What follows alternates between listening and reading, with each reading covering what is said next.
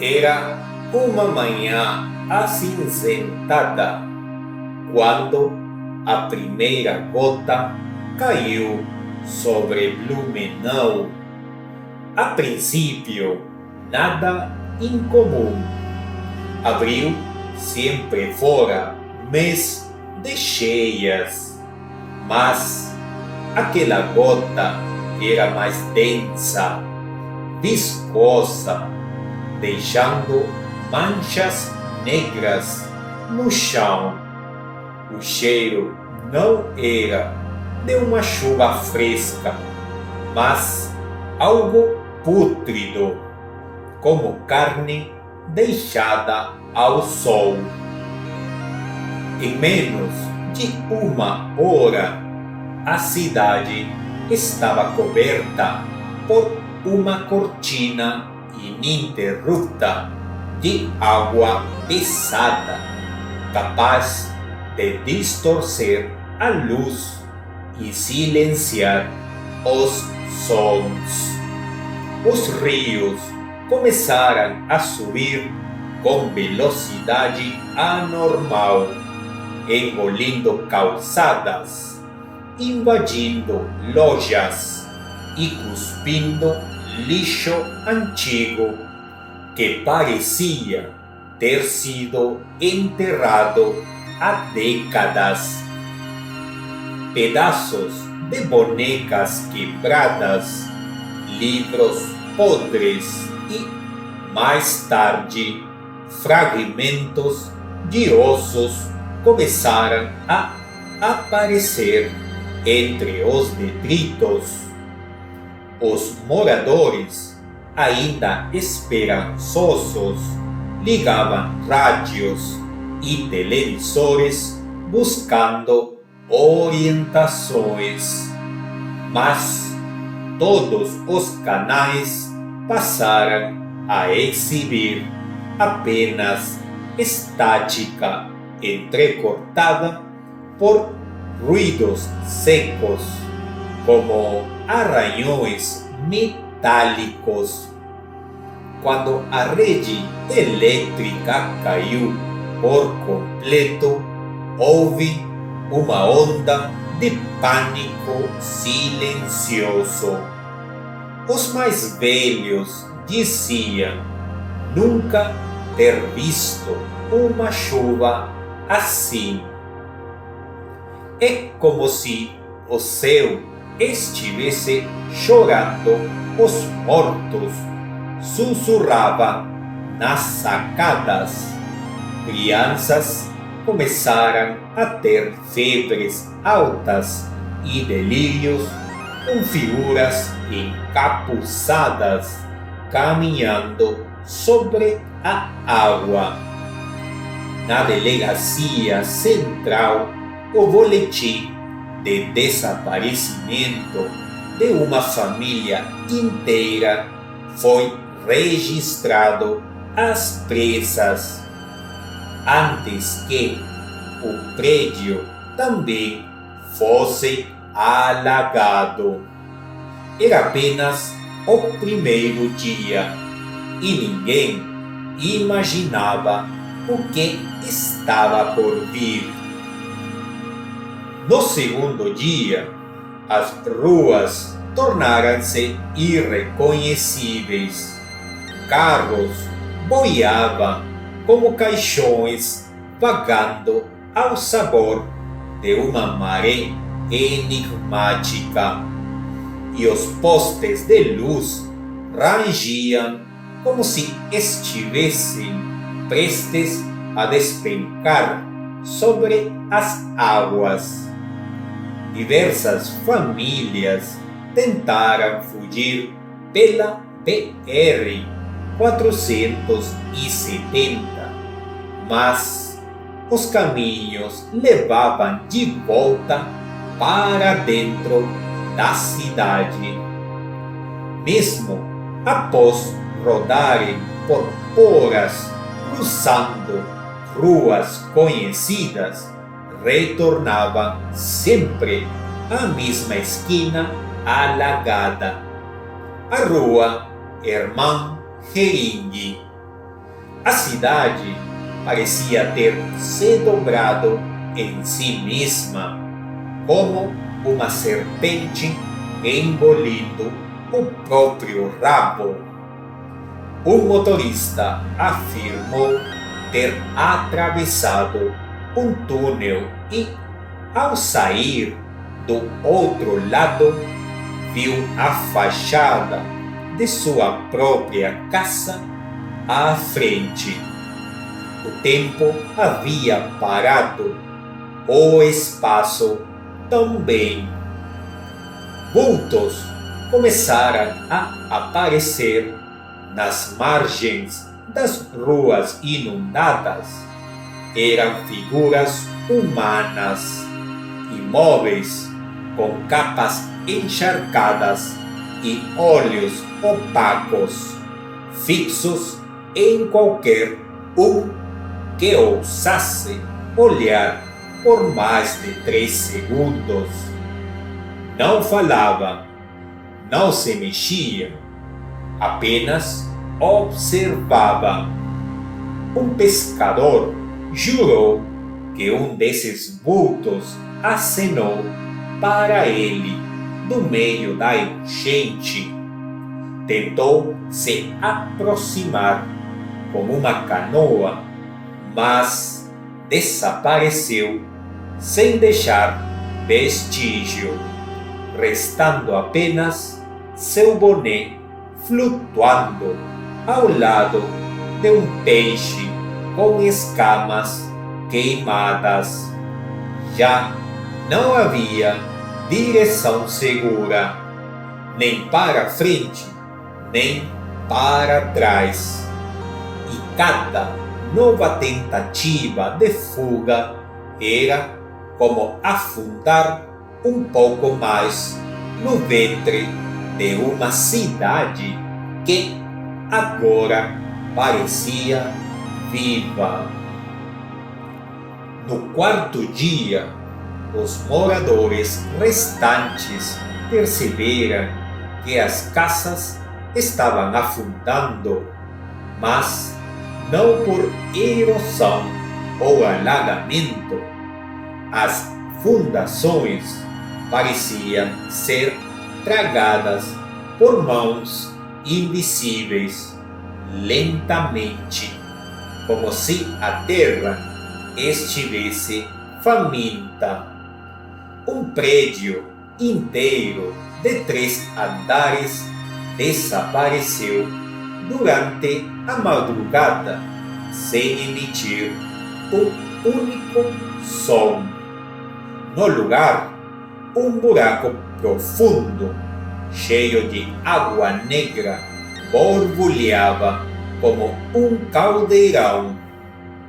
Quando um grupo tentou investigar, encontrou, no fundo, ossadas com roupas atuais e alianças ainda presas a dedos inchados, mas também encontrara ossos muito mais antigos, com inscrições entalhadas em línguas esquecidas.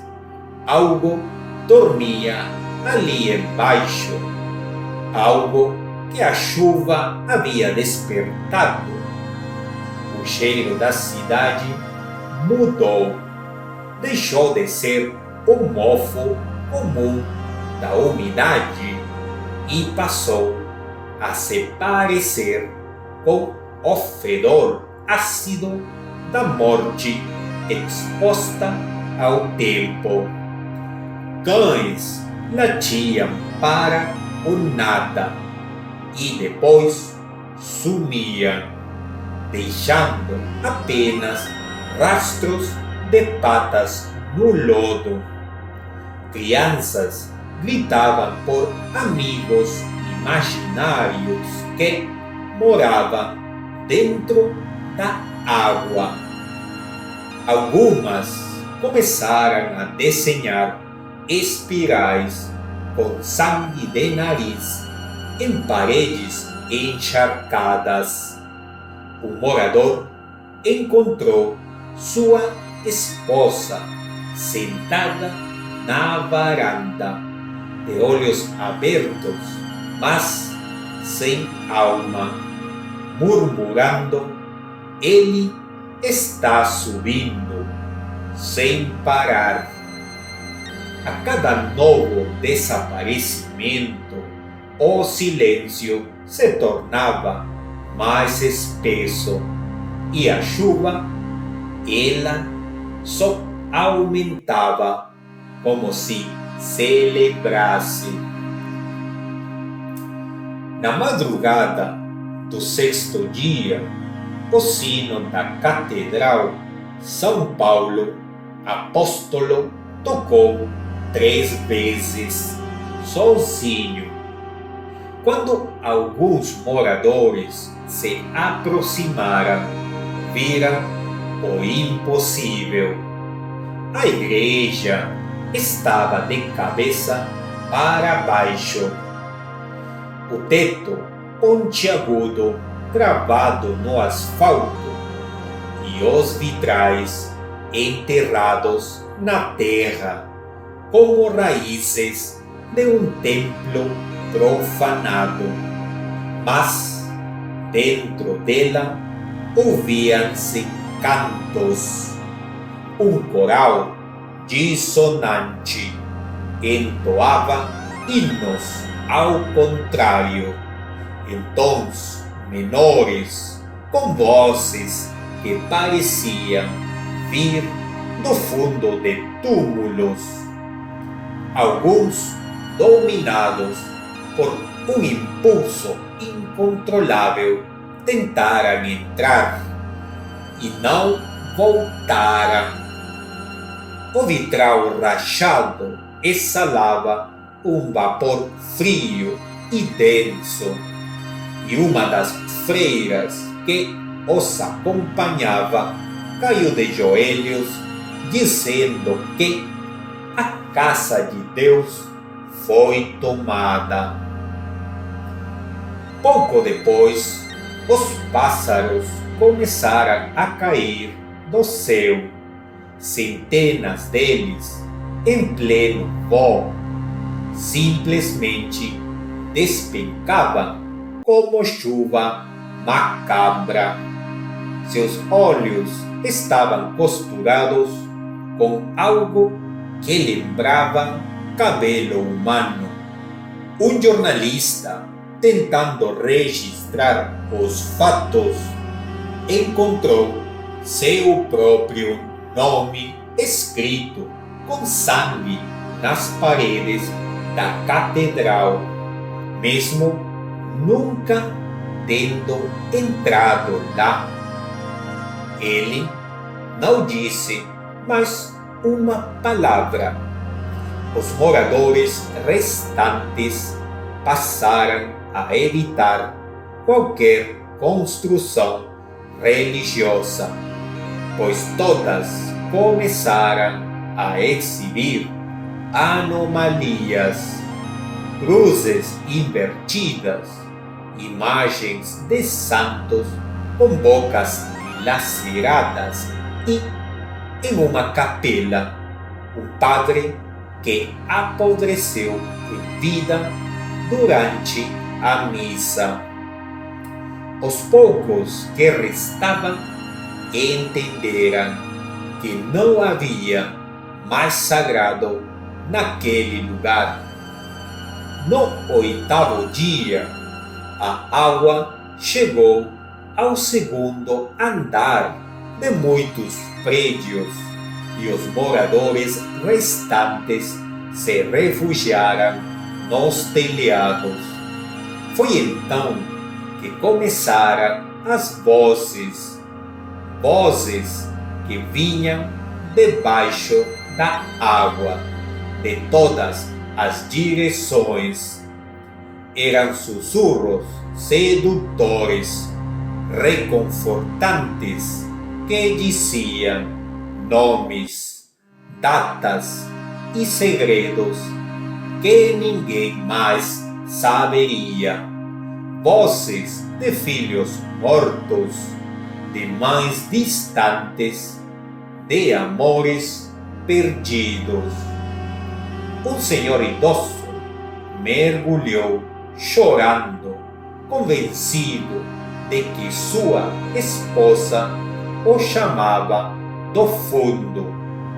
Uma criança apontou para a enchente, dizendo: "Olha, ela voltou."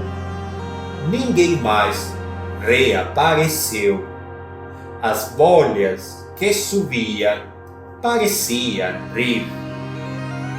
A cidade agora pulsava como um organismo. A água tremia a cada trovão, e os trovões vinham debaixo da terra. Os sobreviventes começaram a ter sonhos iguais. Todos viam um trono feito de corpos no fundo do rio Itajaí Açu, com uma criatura sem face sentada nele. Ela os observava por dentro dos olhos das pessoas que já haviam se rendido. Numa madrugada, um casal tentou fugir com um bote improvisado. Nunca chegaram ao outro lado, mas no dia seguinte, o bote apareceu na praça central com 2 pares de olhos humanos cravados no casco. Eles estavam abertos e ainda piscavam. No 11º dia, restavam apenas 9 pessoas. Elas se reuniram na parte mais alta da cidade, o Mirante Spitzkopf, na esperança de encontrar um sinal, uma saída. Lá de cima, viram o impossível.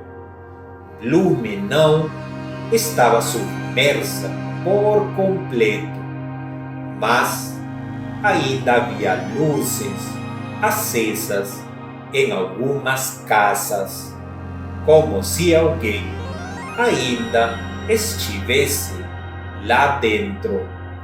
Relâmpagos sem som cortavam o céu sem nuvens. Ao olhar para baixo, perceberam que o mar da água girava como um olho aberto. Era a cidade olhando para eles. Era a cidade decidindo. Às 11h11, uma tromba de água desceu como uma mão colérica do céu e os arrastou, um por um, sem chance de grito. No fim, só restou um velho banco de praça flutuando, com uma placa amarrada: "Bem-vindo a Blumenau, a cidade que chora por dentro."